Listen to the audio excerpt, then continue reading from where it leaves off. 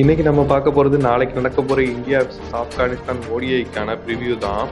அதுல முக்கியமா இந்தியாவோட ப்ராபபிள் 11 என்னவா இருக்குன்றதையும் பார்ப்போம். எனக்கு தெரிஞ்சு பேட்டர்ல பார்த்தோம்னா ரோஹித் சர்மா, சுமன் கில், இஷான் கிஷன், ஸ்ரேயஸ் ஐயர், கேஎல் ராகுல் விளையாடுவாங்கன்னு எதிர்பார்க்குறேன்.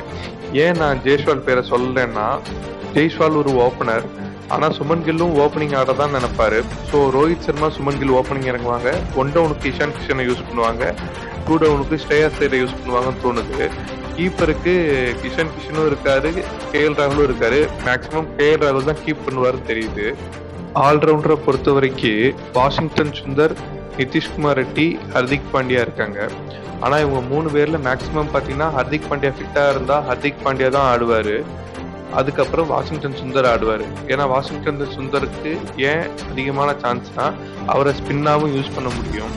அதனால அவருக்கு ஒரு சான்ஸ் கொடுத்து பார்ப்பாங்க. நம்ம பவுலிங் லைனப்பில் ஃபேஸ் பவுலிங்கில் பார்த்தீங்கன்னா பிரசித் கிருஷ்ணா, ஹர்ஷீப் சிங், பிரின்ஸ் யாதவ்னு 3 பவுலர்ஸ் இருக்காங்க. இவங்க 3 பேரையும் யூஸ் பண்ணுவாங்கன்னு எதிர்பார்க்குறேன்.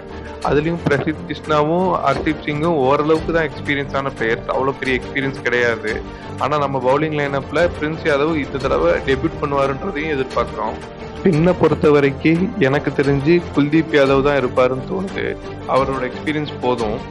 அவருக்கு சப்போர்ட் பண்ணுறதுக்கு வாஷிங்டன் சுந்தர் இருக்காரு.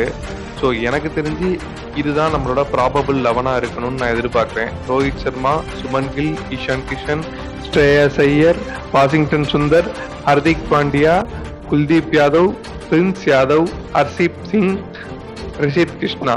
எனக்கு தெரிஞ்சு இதுதான் ப்ராபபிள் பிளேயிங் 11 இருக்கணும்னு நினைக்கிறேன். நீங்கள் என்ன நினைக்கிறீங்கன்றதை கமெண்ட்ஸில் சொல்லுங்கள்.